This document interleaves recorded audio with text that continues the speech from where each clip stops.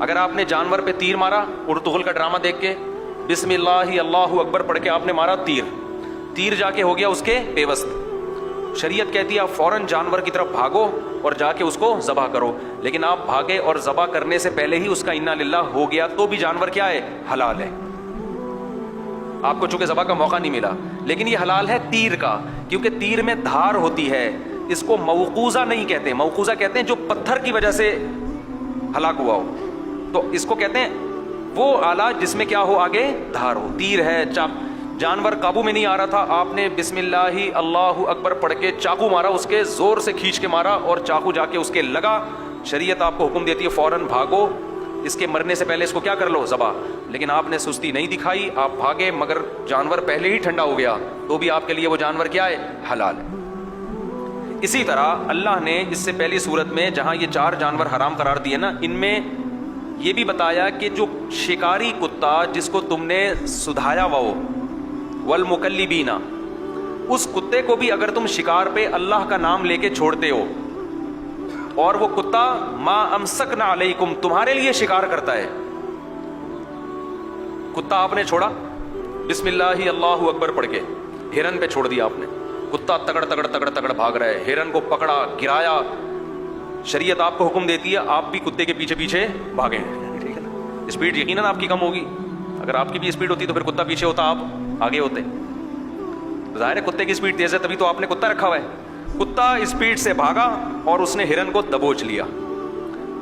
دبوچنے کے بعد وہ کتا اس ہرن کو پکڑ کے آپ کی خدمت میں پیش کر رہا ہے. شریعت حکم دیتی ہے جلد سے جلد جا کے اس کو کیا کر دو؟ ذبح. لیکن ذبح کرنے سے پہلے اس ہرن کی جان نکل گئی تو بھی وہ ہرن آپ کے لیے حلال ہے، کیونکہ کتا بھی آلہ جار ہے، کیونکہ نوکیلے دانت ہوتے ہیں نا دھار والے، تو وہ بھی چاقو اور تیر ہی کے حکم میں ہے، سمجھتے ہیں. لیکن شرط یہ ہے کہ کتے کو سدھایا ہوا ہو، اور یہ شرطیں فقہا نے قرآن کی آیتوں سے ہی نکالی ہیں. کیونکہ اگر کتا ٹرینڈ نہیں ہے تو وہ بھاگا.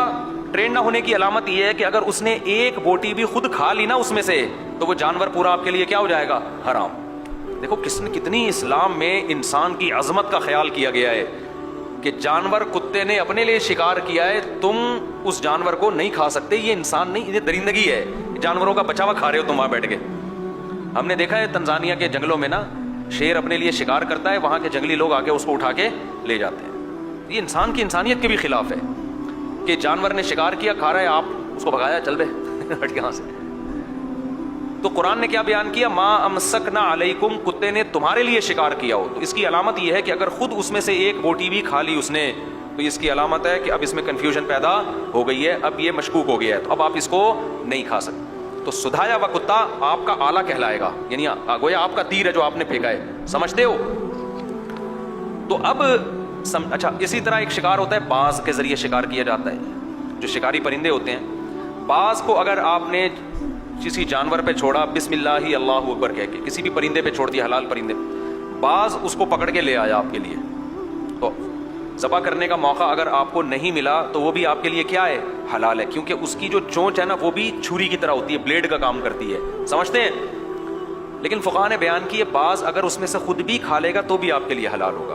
وجہ اس کی ہے کہ باز کو یہ ٹریننگ دینا 100% ممکن نہیں ہے کہ خود نہ کھائے. وہ کتے کو تو طبیعت سے دھو دو گے وہ سمجھ جائے گا نا، ایک دفعہ کھا لیا دھو دو طبیعت سے. باز کو طبیعت سے دھو نہیں سکتے، وہ اتنا چھوٹا سا ہوتا ہے کہ اس کو 2 چماٹے لگائے تو خطرہ ہے کہ مر ہی نہ جائے وہ. اب رہا شکار، یہ میں اس لیے بتا رہا ہوں کہ شکار کے کتے آپ پال سکتے ہیں، ویسے خامخواہ میں کتا پالنا اسلام میں جائز نہیں ہے. نبی نے فرمایا جس نے کتا پالا روزانہ اس کے اعمال سے 1 قیراط اجر کم ہوتا چلا جائے گا. اس کی نیکیاں میزان کے ترازو میں روز ڈیلی کے حساب سے کم ہوتی چلی جائیں گی. تو بلا وجہ کتے مت پالا کرو، شکار کے لیے پالو یا حفاظت کے لیے. بعض لوگ پرندے پالتے ہیں تو چھت پہ کتے رکھنے پڑتے ہیں کیونکہ ڈاکو ماکو لوگ چور آتے ہیں چھت پہ سے. کئی دفعہ ایسا ہوا ہے، صاحب نے مجھے بتایا کہ صبح اٹھاؤں تو ایک بھی پرندہ نہیں تھا. تو کتا ہوتا ہے تو کم از کم وہ الارم بجا دیتا ہے ٹھیک ہے نا. تو مجبوری میں پالنا جائز ہے، بلا وجہ کتا پالنا جائز نہیں ہے.